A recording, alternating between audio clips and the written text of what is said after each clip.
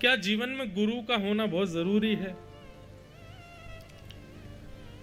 लोग ये प्रश्न करते हैं, पर इस प्रश्न का अर्थ स्वयं नहीं जानते। क्यों? क्योंकि जो पूछते हैं गुरु का होना जरूरी है, वो सोचते हैं कि दीक्षा लेने से ही गुरु होता है। दीक्षा पूर्ण होने पर ही गुरु माने जाएंगे। यह बात बिल्कुल सत्य है कि दीक्षा होनी चाहिए, परंतु दीक्षा से पहले दिशा होनी चाहिए। जिस गुरु से आपने कभी दिशा नहीं ली, उसकी दीक्षा लेके भी कोई फायदा नहीं। ठीक वैसे है कि भाई जिससे विवाह हो उससे प्रेम भी तो होना चाहिए। प्रेम नहीं है और विवाह होगा तो जीवन यापन में दिक्कत होगी। ठीक वैसे ही गुरु से पहले दिशा लो, फिर दीक्षा ग्रहण करो। दिशाहीन व्यक्ति यदि दीक्षा ग्रहण करेगा तो दीक्षा कल्याण नहीं कर पाएगी। दीक्षा विवाह है और दिशा ये प्रेम है।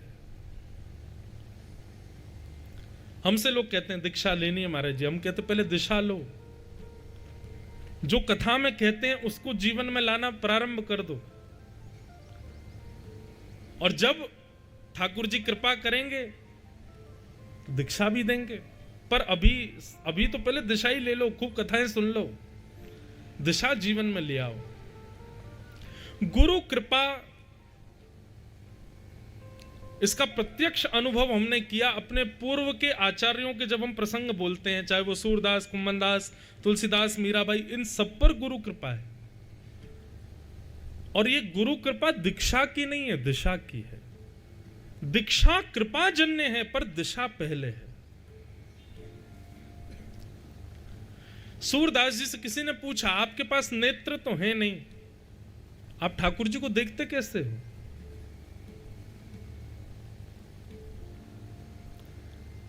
आपको कैसे दिख जाता है कि ठाकुर जी ने आज पीली पीतांबरी पहनी है, ठाकुर जी ने आज नीला आड़बंद पहना है? ये आपको कैसे पता चल जाता है?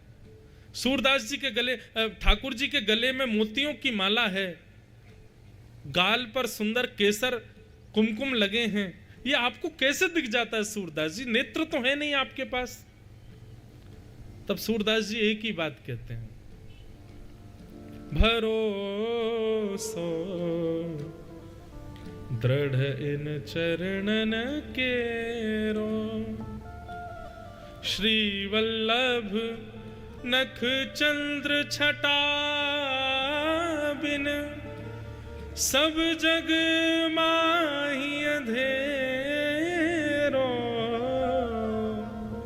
साधन और नाही आकली में, जासो होत निवेरो, भरोसो दृढ़ इन चरणन केरो। सूरदास जी कहते हैं, अपने गुरु के चरणों में जो मेरा अटूट विश्वास है, उस विश्वास का ये फल है कि साधन नेत्र मेरे पास नहीं है, लेकिन फिर भी मैं साध्य का दर्शन कर लेता हूं। और यहां हमको भगवान ने सर्वगुण संपन्न बना के भेजा, फिर भी हम ठाकुर जी का वो दर्शन नहीं कर पाते। गुरु की आज्ञा के प्रति अटूट विश्वास ये आवश्यक है। गुरु का केवल हमारे जीवन में होना, इससे काम नहीं बनेगा।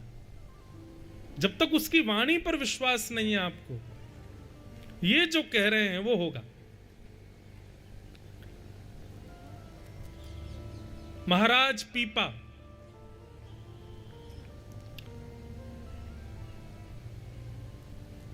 श्रीमद रामानंदाचार्य जी का दर्शन करने के लिए गए,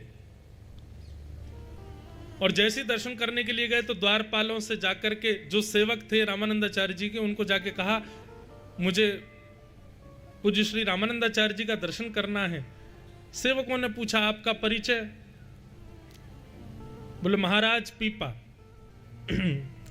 भीतर जाकर के रामानंदाचार्य जी से कहा कि द्वार पर महाराज पीपा आए हैं। श्री गुरुदेव भगवान रामानंदाचार्य जी बोले, उनसे कह दो अभी समय नहीं है, चले जाए। बाहर आकर के सेवकों ने कहा, बोले गुरुजी तो अभी नहीं मिल पाएंगे, आप चले जाओ। थोड़ी दूर जाकर के पीपा जी दोबारा लौट कर के आए, बोले कि आप निवेदन कर दो, राजा पीपा आया है। बोले मैंने महाराजा बोल दिया, शायद इसलिए नहीं मिल रहे हो। भीतर जाकर के कहा, बोले राजा पीपा आए हैं, तो फिर मना कर दिया, बोले कह दो चले जाएं। अंत में पीपा जी समझ गए, बोले कि ये उपाधियां और अपने ऊपर इतनी श्रेष्ठताएं लेकर के जाऊंगा, गुरु कृपा नहीं होगी। जाकर के निवेदन करते हुए कहा, बोले आप अपने सेवकों को भी छोड़ आए दूर, अकेले राजा आए और आकर के बोले कि आप महाराज जी से जाके प्रार्थना करके कह दो, द्वार पर दास पीपा आया है। भीतर जाकर के जब कहा तो श्री रामानंदाचार्य जी बोले, अच्छा चतुराई, पहले तो महाराजा था अब दास हो गया, मुझसे मिलने के लिए नाम के आगे की उपाधि बदल दी। इतना ही दासत्व है तो उसको जाकर के आज्ञा कर दो, सामने कुआं है उसमें कूद जाए, गुरु आज्ञा है मानो। सेवकों ने बाहर जाके कहा, बोले कि दास पीपा जी, गुरुदेव ने आज्ञा की है, पीछे कुआं है उसमें कूद जाओ।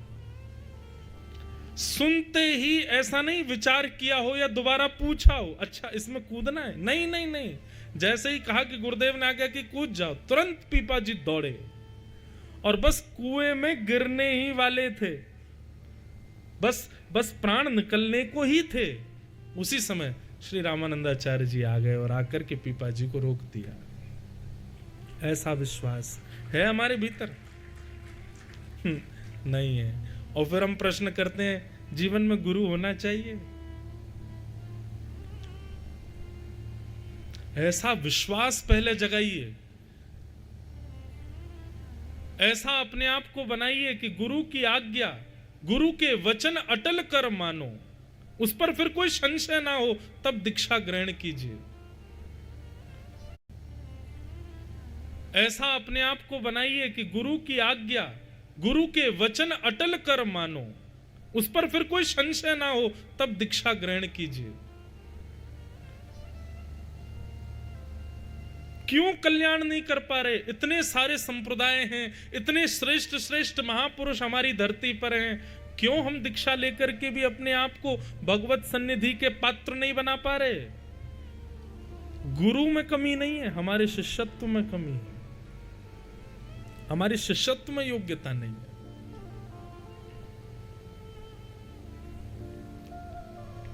ऐसे गुरु जीवन में हो।